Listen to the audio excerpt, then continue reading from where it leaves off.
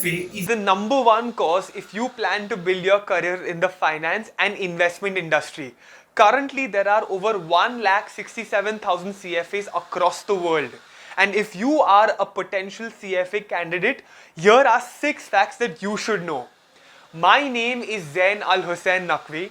I am a senior executive at the product team here at Zell Education. Well, let's get on with the facts. Fact number 1.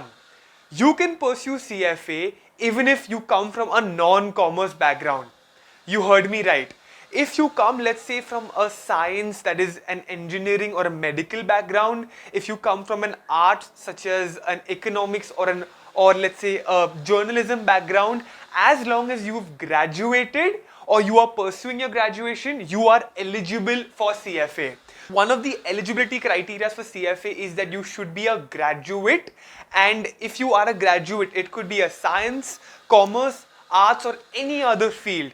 As long as you are a graduate, you are eligible to sit for the CFA exam. Fact number 2. Let's say you are pursuing your graduation. You can appear for the first level of the CFA exam in your final year of graduation.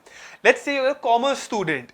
Commerce graduation degrees are generally 3 years.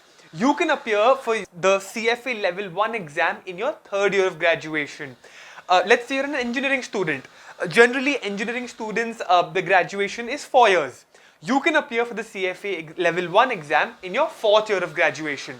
However, we suggest you start preparing in your penultimate year of graduation. If your course is 3 years, start preparing for CFA in your 2nd year to give the exam in the 3rd year. If your course is 4 years or 5 years, start preparing in your 3rd or 4th year to give the exam in your 4th or 5th year.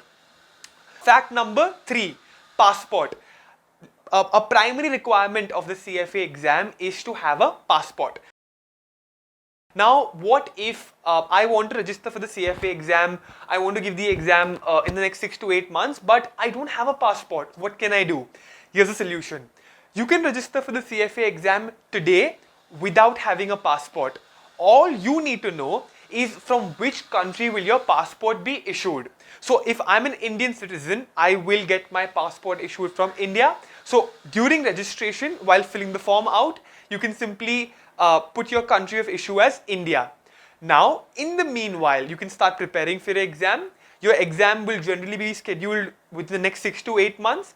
In that period of 6 to 8 months, apply for your passport. At least in India, the passport is issued within 3 months. So, to summarize, if you don't have a passport right now, that's fine. You can register for the CFA exam. All you have to put during the registration phase is the country of issue, but you must have a passport when you give the exam. So on the date of the exam, you must carry a valid international passport, but the time between registration and giving the exam is 6 months, and you can easily apply for a passport and receive your passport in that period. The 4th fact about CFA that you should know is the pass rates that surprisingly increase from level 1, 2 and 3. The average 10-year pass rate for level 1 has been 45%. The average 10-year pass rate for level 2 has been 50%. And the average 10-year pass rate for level 3 has been 55%. Fact number 5. The CFA body has its own learning management system called the learning ecosystem. Imagine you are a candidate that is self-studying, or you're a candidate that wants additional resources to practice. The CFA body offers something called as a learning ecosystem, which is a full-fledged LMS where you can actually study the CFA curriculum, and you have over 3,000 plus questions to practice plus mock exams. So you have additional resources to prepare for the CFA exam. Some people I know personally have passed the CFA exam using their own LMS. Fact number 6. A lot of people ask, MBA or CFA? Well, why not both? But under one condition. If you want to pursue an MBA, go for it. MBA in finance specifically, go for it. But pursue an MBA in finance only from the top 20 colleges in India, or don't. If you're making an investment of over 25 or 30 lakhs in an MBA, you might as well do it from the best colleges in India, or you might as well don't do it. Instead, invest in a CFA. spend 3.5 to 4 lakhs, become a CFA, hold the same value.